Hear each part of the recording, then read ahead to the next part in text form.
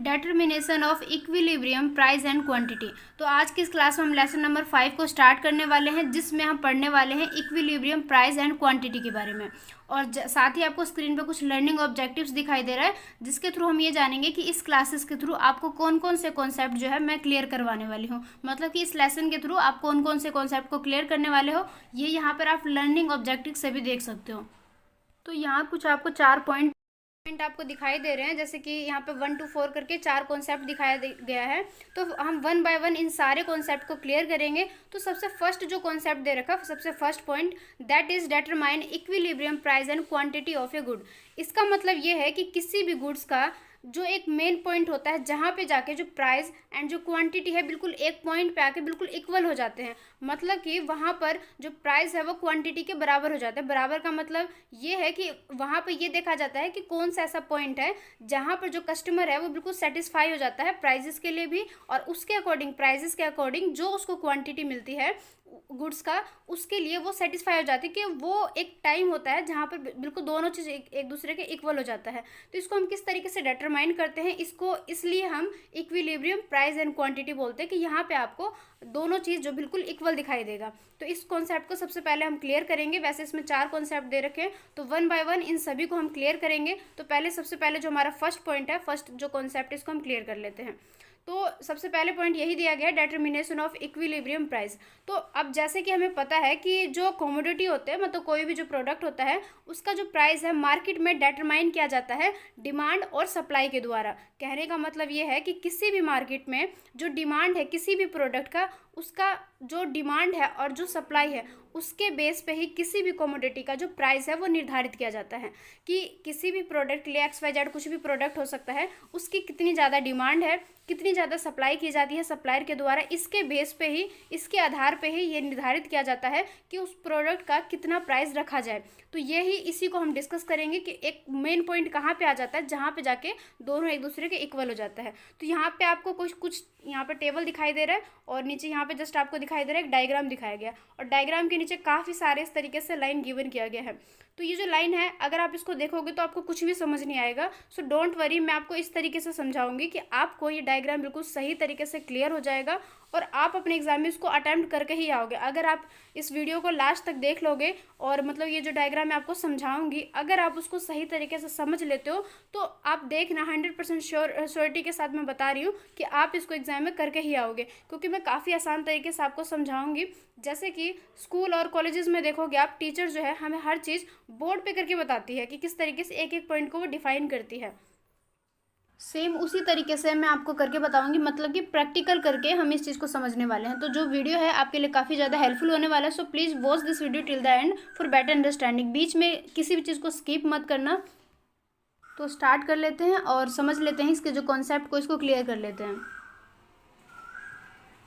तो यहाँ पे सबसे ऊपर आपको कुछ टेबल दिखाई दे रहा है, मतलब कि इस टेबल को एग्जाम्पल के रूप में लेके फिर हम उस डायग्राम को डिस्कस करेंगे। तो पहले आप इसको टेबल को देख सकते हो। पहले आपको क्या करना है, इस टेबल को समझना है। टेबल को समझ के फिर जो नीचे आपको डायग्राम देख रहा है, इसको हम समझेंगे।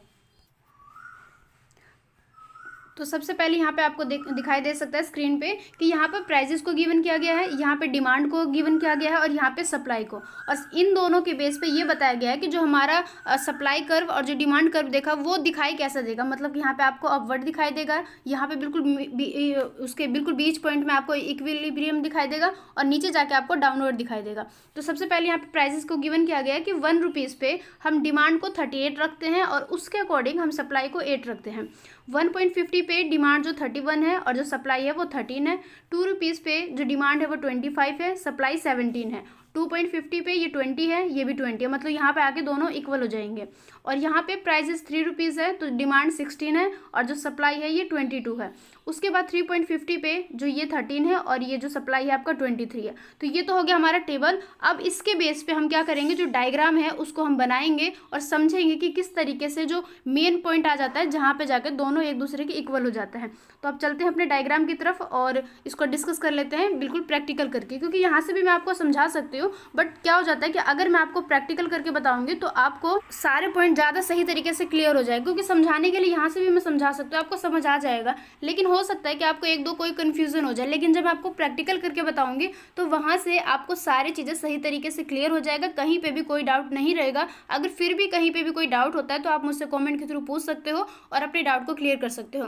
तो प्रैक्टिकल को स्टार्ट करने से पहले एक इंपॉर्टेंट चीज़ मैं आपको बता दूं कि अगर आप चैनल पे फर्स्ट टाइम विजिट करें तो चैनल को सब्सक्राइब जरूर कर लेना, क्योंकि इस चैनल के थ्रू मैं आपको बीकॉम और बीकॉम ऑनर्स के काफ़ी सारे सब्जेक्ट की क्लासेस को प्रोवाइड करती हूँ। तो जो चैनल है आपके लिए काफ़ी ज़्यादा हेल्पफुल है, तो वीडियो को लाइक कर देना। अगर लास्ट में जाके आपको क्लासेस सही लगे तो वीडियो को लाइक कर देना। एंड अगर आप चैनल पे फर्स्ट टाइम विजिट कर रहे हो तो चैनल को सब्सक्राइब भी जरूर कर लेना। तो अब स्टार्ट कर लेते हैं, ज़्यादा टाइम हो गया तो अपनी क्लास को स्टार्ट कर लेते हैं और सबसे पहले हम प्रैक्टिकल कर लेते हैं। यहाँ पर इस पेज पे हम इसको एग्जाम्पल के थ्रू समझने वाले हैं। जैसे कि सबसे पहले यहाँ पे आपको एक टेबल दिखाई दे रहा है जो कि वही एग्जाम्पल है जो कि आपके सिलेबस में दिया गया है।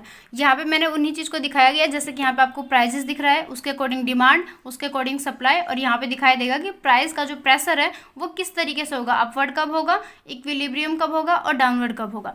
तो यहाँ पे ये चीज़ मैंने पहले से प्रिपेयर कर लिया ताकि थोड़ा सा ज़्यादा टाइम वेस्ट ना हो। तो ये तो आपके सिलेबस में दे ही रखा था, उसके अकॉर्डिंग ही इसको एग्जाम्पल के थ्रू हम समझने वाले हैं। तो यहाँ पे मैंने ये बना लिया है वाई एक्सिस और एक्स एक्सिस। अब हम इसको डिस्कस करेंगे। तो सबसे पहले देखो यहाँ पे जो प्राइस है वो ₹1 है। ₹1 के अकॉर्डिंग जो हमारा डिमांड है वो कितना है, 38। तो अब हम क्या करेंगे, पहले हम डिमांड कर्व को बना लेते हैं, फिर हम सप्लाई कर्व को बना लेते हैं। इसके अकॉर्डिंग क्या होगा, हमारा जो इक्विलिब्रियम प्राइस होगा वो ऑटोमेटिकली अपने आप ही बन जाएगी। तो यहाँ पर जैसे ₹1 पे मतलब ₹1 पे जो डिमांड है वो 38 है। तो पहले हम क्या करेंगे, डिमांड को बना लेते हैं। जैसे कि ₹1 यहाँ पर है, ₹1 के अकॉर्डिंग अगर हम 38 को देखें तो 38 वाला पॉइंट यहाँ पे बनेगा हमारा। तो हम क्या करेंगे, इसको पहले डॉट लगा लेते हैं इस तरीके से। यहाँ पे 38 हो गया। उसके बाद जो सेकंड है हमारा ₹1 पे कितना है डिमांड, 31। तो अब हम क्या करेंगे 1.50 पे मतलब कि ₹1.5 पे हम क्या करेंगे 31 पे पॉइंट लगा लेंगे। तो यहाँ पे देखो 30 यहाँ पे गिवन किया गया। 30 के अकॉर्डिंग जो हमारा 31 वाला जो पॉइंट होगा वो कहाँ पे जाएगा, से जो 31 पॉइंट है ये 30 से थोड़ा सा जस्ट आगे यहाँ पे दिखाई देगा, मतलब कि 1.50 पे ये आपको डिमांड कर 31 दिखाई देगा। उसके बाद ₹2 पे ये 25 है, तो यहाँ पे ₹2 हो गया। यहाँ पे जस्ट 25 के ऊपर देखोगे इस वाले डॉट पे ये ₹2 के बराबर है और यहाँ पे 20 के बराबर है। उसके बाद जो नेक्स्ट है 2.50 पे 20, तो 2.50 ये हो गया। और इसके साथ में यहाँ से देखोगे आप, यहाँ से मतलब दोनों तरफ से हमें मेजर करना है, ₹को यहाँ पे देखना है और इसके क्वांटिटी को इस तरीके से देखना है डिमांड कर्व के लिए।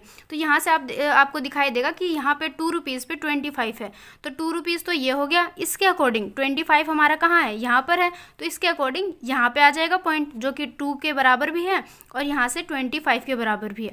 उसके बाद जो हमारा नेक्स्ट पॉइंट है मतलब कि 2.50 पे 20 है, तो यहाँ पे देखोगे आप 2.50 और यहाँ से आप देखोगे 20 के जस्ट ऊपर, तो ये वाला पॉइंट हो जाएगा जहाँ पे 2.50 भी है और मतलब कि ₹2.50 मतलब जिसको हम हिंदी में ₹2.50 बोलते हैं। तो 2.50 यहाँ पे आ गया और इसके अकॉर्डिंग यहाँ पे 20 आ गया। देन उसके बाद जो नेक्स्ट है ₹3 पे 16, तो यहाँ पे आ गया ₹3 और इसके अकॉर्डिंग जो 16 है मतलब कि 15 से जस्ट थोड़ा सा आगे, तो यहाँ पे देखोगे आप ₹3 के यहाँ पे आ जाएगा, मतलब कि इस वाले डॉट पे आ जाएगा। यहाँ से आप देखोगे 15 से थोड़ा सा आगे मतलब 16 भी आ गया और यहाँ से ₹3 भी आ गया। उसके बाद है 3.50 पे 13, तो यहाँ पे देखोगे आप 10 से थोड़ा सा आगे जाएगा, मतलब कि 10 और 15 के बीच में आएगा 13। तो 13 को 10 के इस तरीके से हम मेज़र करते हुए जाएंगे ऊपर की तरफ और यहाँ से देखेंगे 3.50। तो यहाँ पे इस वाले पॉइंट पे आपको दिखाई देगा कि ये 3.50 भी है और 13 के बराबर भी है। अब हम क्या करेंगे, इन सारे डॉट्स को मिला के एक लाइन खींच देते हैं। तो अब ये लाइन आपको इस तरीके से दिखाई देगा। तो ये वाली जो लाइन है ये हमारे डिमांड कर्व को दिखाएगा, ऐसे अब जाके आपका डिमांड कर्व दिखाई देगा। उसके बाद अब हम बनाएंगे सप्लाई शेड्यूल को। तो सप्लाई में देखो पहले ₹1 पे 8 दिखा रखा है, तो पहले हम क्या करेंगे ₹1 पे जाएंगे और यहाँ से हम क्या करेंगे 5 और 10 के बीच में 8 आएगा। तो यहाँ पे आप देख सकते हो इस वाले पॉइंट के थ्रू हम बताएंगे कि यहाँ से ₹1 हो गया और यहाँ से 5 और 10 के बीच में 8 हो गया। तो ये वाला पॉइंट हमारा क्या हो जाएगा, ये हो जाएगा हमारा 8। उसके बाद जो सेकंड है हमारा 1.50 पे 13, तो 1.50 पे देखोगे आप 10 से और 15 के बीच में जाएगा 13, तभी वो 13 का क्योंकि 10 और 15 के बीच में ही आएगा। तो हम क्या करेंगे 1.50 को देखेंगे और यहाँ से 10 और 15 के बीच में मतलब कि इस वाले पॉइंट को देखेंगे, ये पॉइंट जो है हमारा 13 हो जाएगा। उसके बाद जो हमारा 2 रुपीज़ पे 17 है, तो यहाँ पे हम देखेंगे 2 रुपीज़ और यहाँ पे देखेंगे हम 17, मतलब कि 15 से थोड़ा सा आगे, तो यहाँ पे आ जाएगा हमारा 17। उसके बाद 2.50 पे है 20।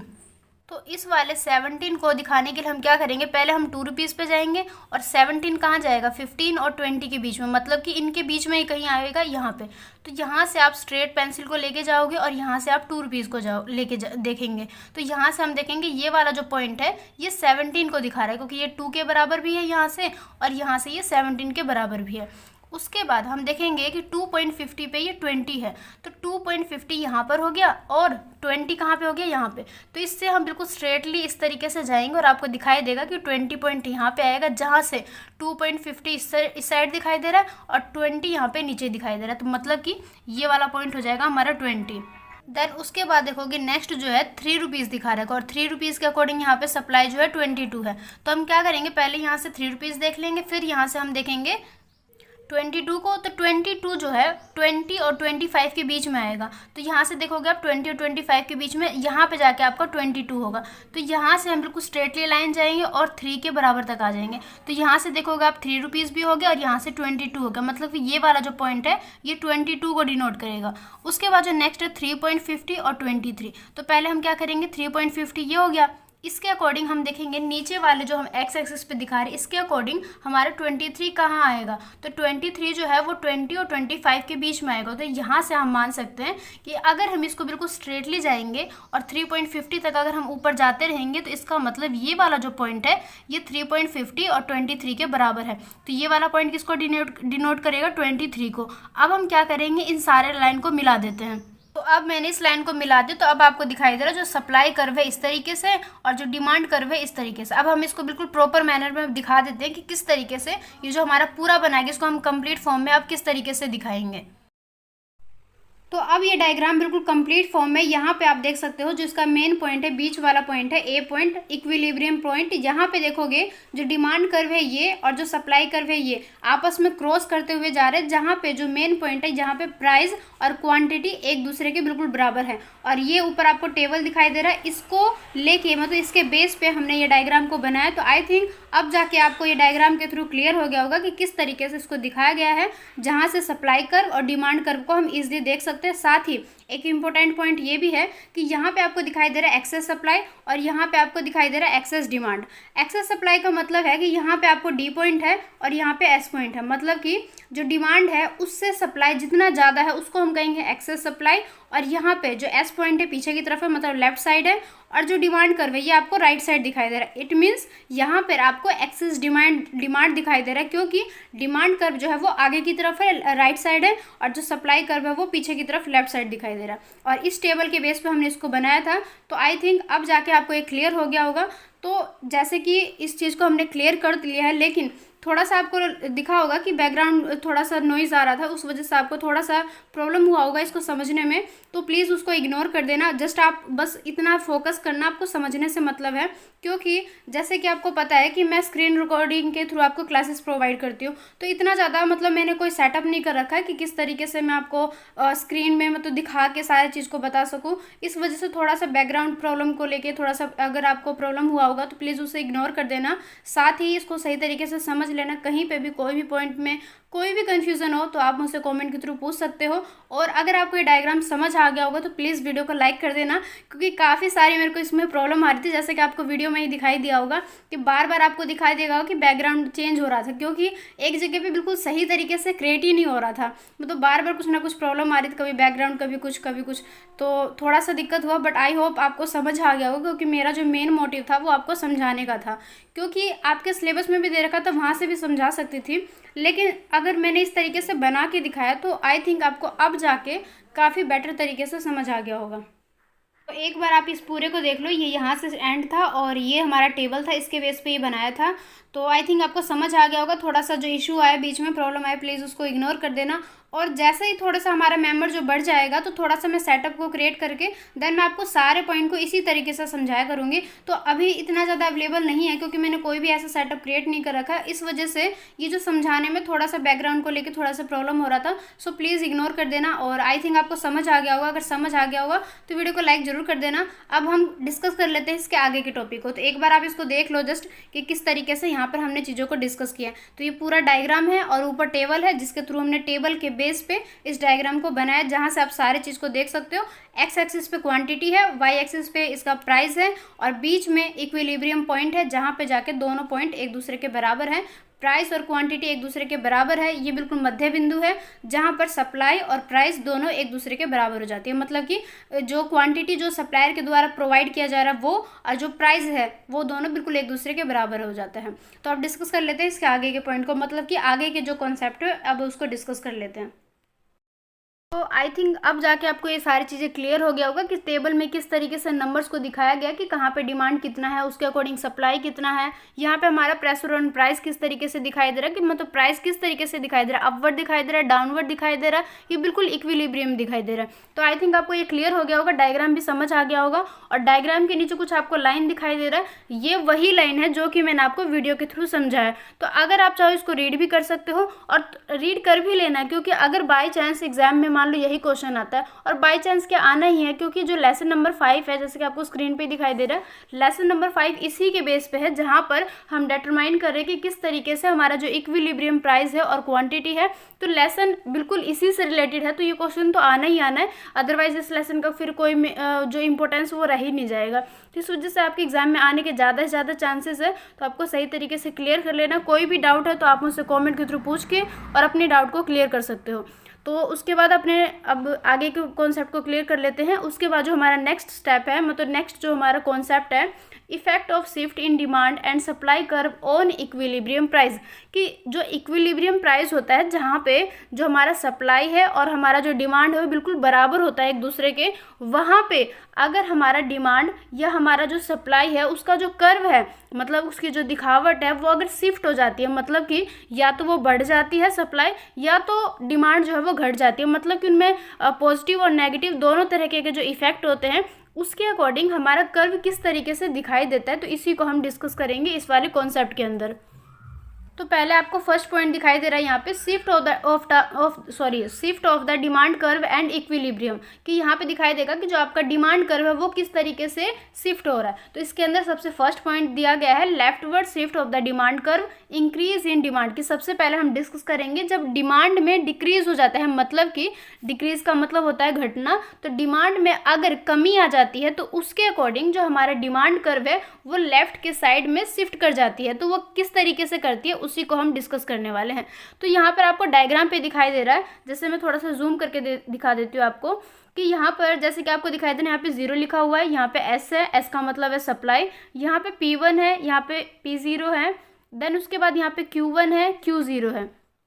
उसके बाद देखो यहाँ पे P0 पॉइंट पे क्वांटिटी जो है वो Q0 है, मतलब इसको हम बेस लेके चलेंगे कि जो जहाँ से हमें बेस लेके चलना है। तो सबसे पहले आपको क्या करना है, जो डॉट वाली लाइन दिखाई दे रहा है इसको पहले इग्नोर कर दो। पहले आपको क्या करना है, बेसिक पॉइंट जो इसका बेस है उसको पहले समझना है, कि सबसे पहले ये आपका डायग्राम है, X जो इसका X एक्सिस है इस पर क्वान्टिटी को दिखाया गया है, और जिसका Y एक्सिस है यहाँ पे प्राइस को दिखाया गया। ये चीज़ बिल्कुल फिक्स होता है कि यहाँ पर हमेशा Y एक्सिस पे प्राइस को ही दिखाते हैं और X एक्सिस पे हमेशा क्वांटिटी को ही दिखाते हैं। तो सबसे पहले आपको बेस में ये मान के चलना है कि P0 जो है हमारा पहले वाला प्राइस है, जिसको हमें बेस लेके चलना है। तो प्राइस के अकॉर्डिंग हमारी जो क्वांटिटी है वो Q0 के द्वारा दिखाया गया है। अगर इसके अकॉर्डिंग हम देखें तो यहाँ पर आपको बीच का ये वाला जो पॉइंट दिखाई दे रहा है, जहाँ से जो सप्लाई कर्व है ऊपर की तरफ दिखाई दे रहा है। उसके बाद देखो इस वाले पॉइंट पे डिमांड कर्व भी आपको दिखाई दे रहा है, और ये जो पॉइंट है जहाँ पे सप्लाई कर्व और डिमांड कर्व एक दूसरे को क्रॉस कर रहे हैं, और ये जो पॉइंट है जिसको हम कहेंगे इक्विलिब्रियम प्राइस, जिसको हम हिंदी में मध्य बिंदु भी कहते हैं। यहाँ पे आके डिमांड और सप्लाई एक दूसरे के इक्वल हो जाते हैं, क्योंकि यहाँ पे आपको दिखाई दे रहा है दोनों जो कर्व है एक दूसरे को क्रॉस कर देते हैं। यहाँ पे जो बिल्कुल मेन पॉइंट है, बीच का पॉइंट है, यहाँ पे आके दोनों बराबर हो जाते हैं। ये तो हमारा हो गया बेस। इसके बेस पे अब देखो कि जो अगर डिमांड में डिक्रीजमेंट आ जाती है, मतलब कि कमी आ जाती है। अब यहाँ पे डिमांड कर्व आपको दिखाई दे रहा है, DD जो हमारा कर्व है ये हमारा बेस है, इसको हम पहले मान के चलेंगे। इसके अकॉर्डिंग देखो अगर प्राइस जो है P0 से कम होके P1 आ जाती है तो उसके अकॉर्डिंग क्या होगा, जैसे कि मार्केट का जो एक तौर तरीका है उसके अकॉर्डिंग देखो, अगर प्राइजेस कम हो जाती है तो उसके अकॉर्डिंग जो सप्लायर है वो क्या करेगा, अब उसको पहले से कम प्राइस मिल रहा है अपने प्रोडक्ट के लिए, तो वो क्या करेगा, अपने क्वांटिटी को घटा देगा। अब वो क्या चाहेगा कि मैं कम से कम सेल करूं और अपने प्रोडक्ट को थोड़ा सा बचा के रखूं, कि जब ऐसा टाइम आएगा जब मेरे प्रोडक्ट की ज़्यादा वैल्यू हो जाएगी, मतलब ज़्यादा मुझे प्राइस मिलने लगेगा, मैं उस टाइम पे उसको बेचूंगा। तो इस कंडीशन में क्या होगा, अगर प्राइस पहले की तुलना में कम हो जाएगा तो उसके अकॉर्डिंग जो सप्लायर है वो अपने क्वांटिटी को कम कर देगा। क्वांटिटी को कम कर देगा, इसका मतलब ये है कि डिमांड जो है अपने पहले वाले कर्व की तुलना में पीछे आ जाएगा।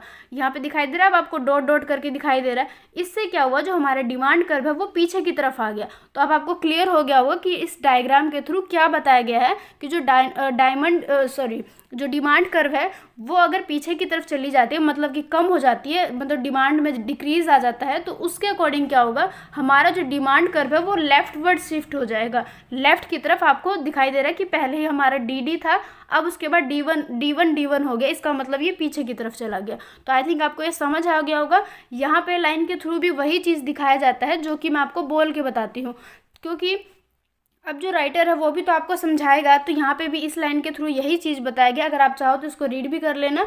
उसके बाद जो हमारा नेक्स्ट पॉइंट है, यहाँ पे आपको 3 डायग्राम दिखाई दे रहा है ABC। यहाँ पे पहले तो हमने देखा क्वांटिटी डिमांडेड को बिल्कुल एक फिगर के तौर पर।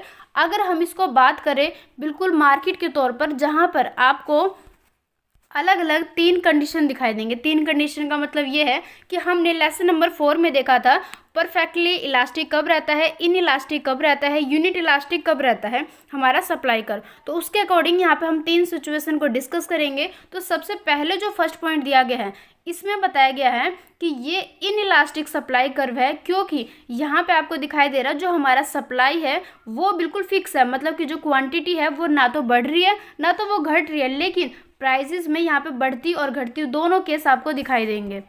तो इस कंडीशन में आपको दिखाई देगा ये जो है perfectly in elastic supply curve है, जहाँ पे प्राइजेस में आपको फॉल दिखाई देगा, मतलब कि प्राइजेस में कमी दिखाई देगी, लेकिन इसके अकॉर्डिंग हमारे क्वांटिटी में कोई भी फर्क नहीं आता है। उसके बाद जो बी डायग्राम दिखाया गया है, इसके अकॉर्डिंग ये बताया गया है कि हमारे जो प्राइजेस में कोई भी चेंजेस नहीं आता है, लेकिन उसके अकॉर्डिंग जो हमारी क्वांटिटी है वो घट जाती है। तो हमारे डिमांड कर्व आपको पहले से पीछे की तरफ दिखाई दे रहा है, मतलब कि D1 आ जाता है डी के तुलना में। उसके बाद जो हमारा सी पॉइंट, ये जो सी फिगर दिखाई दे रहा है आपको, ये जो कंडीशन है यहाँ पे आपको इक्विलिब्रियम प्राइस दिखाई दे रहा है। इसके अकॉर्डिंग ये बताया गया कि अगर प्राइजेस में कमी आती है तो उसके अकॉर्डिंग क्वांटिटी में भी कमी आ जाएगी। तो यहाँ से आपको डिमांड कर्व पीछे की तरफ दिखाई दे रहा है, जो D1 आ जाएगी। ये जो कंडीशन है थर्ड वाली, ये तो ना तो परफेक्टली इलास्टिक है ना ही ये परफेक्टली इन इलास्टिक है। ये आपको दिखाई देगा ये है परफेक्टली इन इलास्टिक और ये है इलास्टिक, और ये बिल्कुल इसमें कुछ दोनों कंडीशन नहीं है, क्योंकि यहाँ पे आपको बराबर दिखाई दे रहा है। यहाँ पे जो सप्लाई और डिमांड है बिल्कुल इक्विलिब्रियम प्राइस पे है, और जहाँ पे जाके आपको दिखाई दे रहा है कि बीच पॉइंट पे दोनों जाके एक दूसरे के इक्वल हो जाते हैं। इसका मतलब ये है कि अगर प्राइसेस में कमी आती है तो उसके अकॉर्डिंग क्वांटिटी भी कम हो जाएगी, अगर प्राइसेस बढ़ जाती है तो उसके अकॉर्डिंग क्वांटिटी बढ़ जाएगी। लेकिन डिमांड कर्व जो है वो इसके अपोजिट चलेगा, क्योंकि प्राइस में और डिमांड में अपोजिट रिलेशनशिप होता है कि अगर प्राइसेस बढ़ जाती है तो उसके अकॉर्डिंग क्या होगा, डिमांड कर्व जो है पीछे की तरफ आ जाएगा, क्योंकि डिमांड में कमी आ जाएगी। लेकिन यहाँ पे आपको फर्स्ट में दिखाई दे रहा है यहाँ पे क्वांटिटी फिक्स है, क्योंकि ये जो हमारा कंडीशन है ये परफेक्टली इन इलास्टिक है। यहाँ पे आपको दिखाई देगा कि प्राइसेस में कमी या ज़्यादा होगी, उसके अकॉर्डिंग सप्लाई तो फिक्स है लेकिन डिमांड कर्व पीछे की तरफ दिखाई देगा। और ये जो बी कंडीशन है यहाँ पे हमारा प्राइसेस फिक्स है लेकिन क्वांटिटी में आपको वृद्धि और कमी दिखाई देगा, और अगर ये बढ़ती या घटती है तो उसके अकॉर्डिंग जो हमारा डिमांड कर्व है ये भी आपको आगे पीछे की तरफ दिखाई देगा, डिपेंड करता है कंडीशन पे। और ये थर्ड है जिसमें दोनों एक दूसरे के इक्वल है, तो यहाँ पे प्राइसेस के अकॉर्डिंग ही सप्लाई और डिमांड कर्व एक दूसरे को मतलब आपस में शिफ्ट होंगे।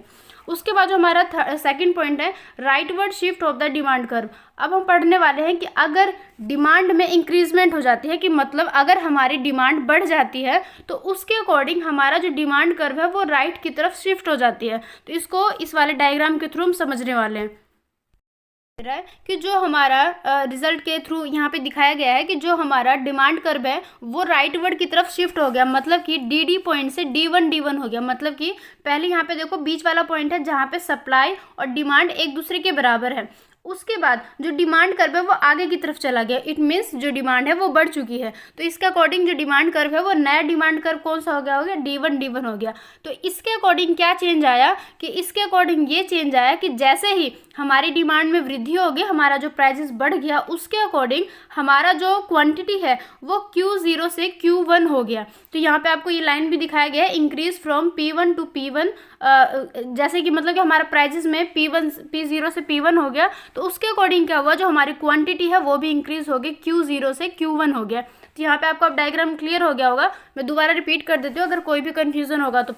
सबसे पहले जो हमारा सबसे स्टार्टिंग वाला पॉइंट है P0 मतलब कि प्राइस और Q0 मतलब क्वांटिटी, इसके अकॉर्डिंग हमारा जो सप्लाई कर्व है ये और हमारा जो डिमांड कर्व है ये, मतलब कि D वाला पॉइंट और ये S वाला पॉइंट, ये बीच वाला पॉइंट है जहाँ पे जाके दोनों एक दूसरे को क्रॉस करते हैं। इट मीन्स यहाँ पे प्राइस और क्वांटिटी एक दूसरे के बराबर है। उसके बाद क्या हुआ, जैसे ही डिमांड में वृद्धि होगी, डिमांड बढ़ गया, तो डिमांड में वृद्धि होगी तो उसके अकॉर्डिंग क्या होगा, प्राइजेस बढ़ गया। अब प्राइजेस बढ़ गया, हमारा डिमांड बढ़ गया। अगर प्राइजेस बढ़ गई है तो उसके अकॉर्डिंग सप्लाई भी तो आप ज़्यादा करेंगे ना, क्योंकि एज ए सप्लायर हम बात करें तो अगर प्राइजेस में वृद्धि हो जाती है, प्राइस बढ़ जाती है, तो उसके अकॉर्डिंग हम क्या करेंगे, अपने सप्लाई को बढ़ा देंगे। हम अब मार्केट में ज़्यादा से ज़्यादा क्वान्टिटी को प्रोवाइड करने लगेंगे, तो क्वान्टिटी भी अपनी आगे की तरफ चली जाएगी, प्राइजेस भी बढ़ जाएगी और जो हमारी डिमांड कर्व है वो D से D1 हो जाएगा। तो ये था हमारा डायग्राम। उसके बाद आपको यहाँ पे दो डायग्राम दिखाई दे रहा है जिसमें आपको परफेक्टली इनइलास्टिक और परफेक्टली इलास्टिक दिखाई देगा। कैसे दिखाई देगा इसको पहले मैं आपको डिस्कस करके समझा देती हूँ कि किस तरीके से यहाँ पे दिखाया गया है। तो सबसे पहले इसका जो A पॉइंट है, मतलब जो डायग्राम नंबर 1 है, इस यहाँ पे देखो जो प्राइस है वो फिक्स है, मतलब कि प्राइस में कोई भी चेंजेस नहीं आता है। लेकिन अगर प्राइसेस फिक्स रहती है उसके अकॉर्डिंग हमारी डिमांड में वृद्धि हो जाती है, मतलब कि मार्केट में लोग उसको ज़्यादा डिमांड कर रहे हैं, लोगों को ज़्यादा से ज़्यादा वो प्रोडक्ट चाहिए। तो अब अगर डिमांड बढ़ रही है तो उसके अकॉर्डिंग क्या होगा, जो हमारी क्वान्टिटी है वो भी तो बढ़ जाएगी, क्योंकि मार्केट में हम ज़्यादा से ज़्यादा प्रोडक्ट को प्रोवाइड करेंगे, सेल करेंगे, उसके अकॉर्डिंग ही तो लोगों की डिमांड को कंप्लीट किया जाएगा। तो यहाँ पे ये दिखाया गया है इस कंडीशन के थ्रू कि यहाँ पे प्राइसेस जो है फिक्स है, उसके अकॉर्डिंग जो डिमांड है वो बढ़ जाएगी और आपको दिखाई देगा जो क्वांटिटी भी है पहले की तुलना में आपको आगे की तरफ दिखाई देगा। उसके बाद में अगर हम दूसरे इसकी बात करें तो यहाँ पे आपको दिखाई देगा सप्लाई कर्व में ये परफेक्टली इनइलास्टिक है, जहाँ पे ओनली द प्राइस इंक्रीज, कि यहाँ पे सिर्फ आपको प्राइस बढ़ती हुई दिखाई दे रही है, लेकिन आपको सप्लाई में कोई भी चेंज नहीं दिखाई दे रहा है, ये अनचेंज्ड है, क्योंकि ये अपने जगह पे फिक्स है बिल्कुल। ये ऐसा इसलिए दिखाया गया है क्योंकि अगर हम बिल्कुल सेम क्वांटिटी को पहले वाले प्राइस पे भी देते हैं और प्राइसेस में वृद्धि होगी तभी भी हम उतने ही चीज़ को सप्लाई कर रहे हैं, तो उसके अकॉर्डिंग क्या होगा, हमारी जो डिमांड है वो बढ़ जाएगी। अगर डिमांड बढ़ जा रही है तो प्राइसेस भी बढ़ जाएगी, लेकिन हम उतने ही क्वांटिटी को देंगे। ये परफेक्टली इनइलास्टिक वाली कंडीशन है। अगर आप चाहते हो कि परफेक्टली इनइलास्टिक में कौन कौन से एग्जाम्पल आते हो, तो लेसन नंबर 3 में हमने इस चीज़ को डिस्कस किया था, जहाँ पर हमने देखा था कि perfectly inelastic, elastic, unit elastic में कौन कौन से ऐसे सामान आते हैं, कौन कौन से ऐसे प्रोडक्ट आते हैं। तो अगर आपने 3rd क्लास लिया होगा तो आपको समझ में आ रहा होगा। अगर नहीं आया होगा आपको तो आप क्या कर सकते हो, लेसन नंबर 3rd को पहले आपका एक बार सही तरीके से देख लेना, जो कि मैंने डिस्कस करवा रखा है, तो आप चाहो तो वहाँ से भी देख सकते हो। तो यहाँ पे ये बताएगी ये परफेक्टली इनइलास्टिक वाली कंडीशन है, जहाँ पे आपको सिर्फ प्राइस में चेंजेस दिखाई देगा, लेकिन आपको क्वांटिटी में कोई भी चेंजमेंट यहाँ पे नहीं दिखाई देगा। तो इसके अकॉर्डिंग ये बताया गया है कि जो हमारा ये वाला जो फिगर है 5.5 का A फिगर, ये बता रहा है when the supply curve is perfectly elastic price remain unchange, कि यहाँ पे आपको दिखाई देगा कि जो प्राइस है वो अनचेंज्ड है, लेकिन जैसे कि प्राइसेस आपको P0 दिखाई दे रहा है, लेकिन जो क्वांटिटी है वो इंक्रीज हो जा रही है, मतलब कि Q0 से आपको Q1 दिखाई दे रहा है। लेकिन जो डायग्राम नंबर B है इसमें दिखाया गया है, शो किया गया है कि आपका हाउ क्वांटिटी रिमेन अनचेंज, कि जो क्वांटिटी है वो अनचेंज्ड है, इसमें कोई भी परिवर्तन नहीं है, लेकिन जो प्राइसेस है उसमें इंक्रीजमेंट हुई है, वो P0 से P1 हो चुकी है when the supply curve is perfectly inelastic. तो इसका मतलब अगर हम कंक्लूजन के तौर पर बात करें तो क्वांटिटी अगर फिक्स है तो ये आपका परफेक्टली इनइलास्टिक वाली कंडीशन है। अगर प्राइसेस फिक्स है, इसके अकॉर्डिंग क्वांटिटी में चेंजेस है, इट मीन्स ये परफेक्टली इलास्टिक है। तो आई थिंक आपको ये दोनों डायग्राम समझ आ गया होगा। उसके बाद जो हमारा नेक्स्ट पॉइंट है shift of the supply curve and equilibrium. यहाँ पे हम देखेंगे, अब हम क्या करेंगे, अब हमारा सप्लाई कर्व में ज़्यादा वृद्धि या कमी होगी, हम मतलब दोनों कॉन्सेप्ट को समझेंगे कि सप्लाई में इंक्रीजमेंट कब होती है, डिक्रीज कब होता है। तो सबसे पहले हम जो फर्स्ट पॉइंट को समझने वाले हैं that is leftward shift of the supply curve, कि अगर आपका सप्लाई कर्व लेफ्ट की तरफ चला जाता है, मतलब कि पीछे की ओर चला जाता है, तो वहाँ पे वो जो कंडीशन है वो हो जाएगा हमारा डिक्रीज इन सप्लाई। तो इसको हम पहले डिस्कस कर लेते हैं कि अगर सप्लाई में कमी आ जाती है तो उसके अकॉर्डिंग हमारा जो सप्लाई कर्व है वो लेफ्टवर्ड दिखाई देगा, लेफ्ट की तरफ आपको शिफ्ट करता हुआ दिखाई देगा। तो सबसे पहले हम क्या करेंगे, P0 हमारा एक बेस लेके चलेंगे, P0 पे हम क्वांटिटी Q0 को प्रोवाइड कर रहे हैं, जहाँ पे हमारा सप्लाई कर्व और हमारा डिमांड कर्व एक दूसरे के बराबर है। उसके बाद जैसे ही हमारा जो सप्लाई है उसमें अगर कमी आ जाती है, मतलब कि जो प्राइसेस है अगर वो बढ़ जाती है, तो उसके अकॉर्डिंग क्या होगा, तो इससे क्या होगा, हमारा जो सप्लाई कर्व है वो SS से S1 दिखाई देगा, और यहाँ पे आपको प्राइजेस दिखाई देगा P0 से P1 की तरफ, और जो हमारी क्वांटिटी है वो Q0 से आपको Q1 दिखाई देगा।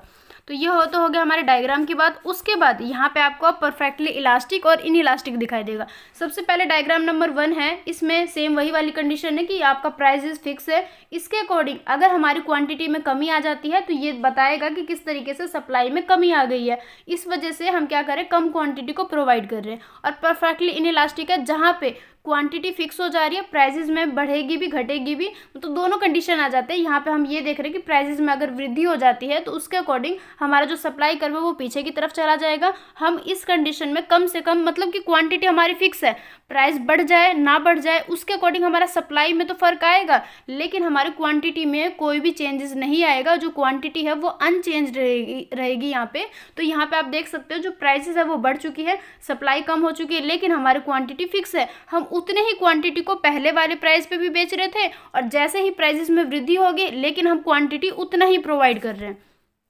उसके बाद जो हमारा नेक्स्ट कॉन्सेप्ट है rightward shift of the supply curve increase in supply, कि अगर सप्लाई में वृद्धि हो जाती है, मतलब इंक्रीज हो जाता है, इंक्रीज का मतलब होता है बढ़ना, तो अगर हमारे सप्लाई में वृद्धि हो जाती है तो उसके अकॉर्डिंग हमारा जो सप्लाई कर्व है वो राइटवर्ड शिफ्ट हो जाएगा, मतलब कि वो आगे की तरफ शिफ्ट हो जाएगा।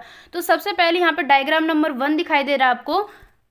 मैंने ये कॉन्सेप्ट को समझाने से पहले एक बार वीडियो को रोक के मैंने यहाँ पे हाईलाइट कर दिया, जिसके थ्रू अब मैं आपको समझाऊंगी तो आपको ज़्यादा क्लियर हो जाएगा, क्योंकि मैं ऐसा चाहती हूँ कि कहीं पे भी कोई भी कन्फ्यूज़न ना हो। आपको जिस तरीके से मैं समझाना चाहती हूँ आपको बिल्कुल उसी वे में चीज़ें समझ आ जाए, तो इस वजह से मैंने यहाँ पर हाईलाइट कर दिया। अब हम इसको डिस्कस कर लेते हैं कि सबसे पहले, इससे पहले जब हम डिस्कस कर रहे थे अब उसका अपोजिट होगा, मतलब कि इससे पहले हम देख रहे थे कि सप्लाई कर्व पीछे की तरफ जा रहा है, मतलब कि लेफ्ट साइड में जा रहा है, लेकिन अब हम डिस्कस करेंगे जो हमारा सप्लाई कर्व है वो आगे की तरफ जाएगी, राइट के साइड जाएगी। तो अब हम जिस चीज़ को एक्सप्लेन करेंगे वो अपोजिट जाएगा। अपोजिट जाएगा इसका मतलब ये है कि जब सप्लाई कर्व पीछे की तरफ जा रही है तो वहाँ पे अलग कॉन्सेप्ट था, और जब सप्लाई कर्व आगे की तरफ जाएगी मतलब राइटवर्ड जाएगा, राइटवर्ड शिफ्ट होगा, तो अब हम जो एक्सप्लेन करेंगे वो उसका अपोजिट करेंगे। तो सबसे पहले यहाँ पे देखो जो फर्स्ट कंडीशन दिखाई दी गई है आपको सप्लाई कर्व में, यहाँ पे मोर इलास्टिक डिमांड कर्व को दिखाया गया है, मतलब कि जैसे ही आपके प्राइसेस में कमी आती है तो ये बताएगा कि किस तरीके से हमारी क्वांटिटी में कोई भी फर्क नहीं आ रहा है। इसका मतलब ये है कि हम यहाँ पे जो प्राइसेस बढ़ जाती है तो उसके अकॉर्डिंग हम क्या करेंगे, सप्लाई को, मतलब कि हमारा प्राइसेस में वृद्धि या कमी होती है तो उसके अकॉर्डिंग हमारी जो क्वांटिटी है वो फिक्स है, लेकिन हमारा जो सप्लाई कर्व है वो पीछे की तरफ, आगे की तरफ आपको दिखाई देगा, मतलब पीछे नहीं, वो मैंने गलती से बोल दिया, आगे की तरफ आपको दिखाई देगा। मतलब कि ये जो हमारी फर्स्ट वाली केस दिखाई दे रही है ये आपको परफेक्टली इन इलास्टिक है, जहाँ पे हमारी जो क्वांटिटी है वो बिल्कुल फिक्स है, इसमें कोई भी चेंज नहीं है, लेकिन आपको प्राइजेस में कमी दिखाई देगा। पहले प्राइजेस जो हमारा P0 था, लेकिन इस यहाँ पे P0 पे आपको दिखाई दे रहा है डिमांड यहाँ पर है और सप्लाई इसके यहाँ पे जा रहा है, तो यहाँ पर क्या है, दोनों एक दूसरे के बराबर है, लेकिन जैसे ही प्राइसेस में कमी आ गया, मतलब P0 से P1 आ गया, उसके अकॉर्डिंग हमारा जो सप्लाई कर्व है वो राइटवर्ड की तरफ में शिफ्ट हो गया, लेकिन क्वांटिटी में कोई भी चेंज नहीं आया है, क्योंकि ये परफेक्टली इन इलास्टिक वाली केस है। अब हम पहले C को डिस्कस कर लेते हैं। यहाँ पे ये दिखाया गया कि परफेक्टली इलास्टिक है, जहाँ पे आपको प्राइसेस अनचेंज्ड दिखाई देगी, कि मतलब कि प्राइसेस में कोई भी चेंज नहीं है, लेकिन क्वांटिटी जहाँ पहले हम Q0 को दे रहे थे, लेकिन जैसे ही सप्लाई में वृद्धि होगी उसके अकॉर्डिंग हम क्वांटिटी को बढ़ा रहे हैं। तो अब हमारा जो सप्लाई कर्व है वो आपको आगे की तरफ दिखाई दे रहा है, मतलब पहले ये वाला पॉइंट था, अब इसका आगे वाला डॉट डॉट वाली जो लाइन आपको दिखाई दे रही है ये है। और ये जो बीच वाली कंडीशन है, यहाँ पे जाके जो ना तो परफेक्टली इनइलास्टिक है ना ही परफेक्टली इलास्टिक है, यहाँ पे आपको इक्विलिब्रियम दिखाई देगा कि अगर जो मतलब हमारा अगर प्राइजेस मान लो P0 है, इसके अकॉर्डिंग हमारा क्वांटिटी Q0 है।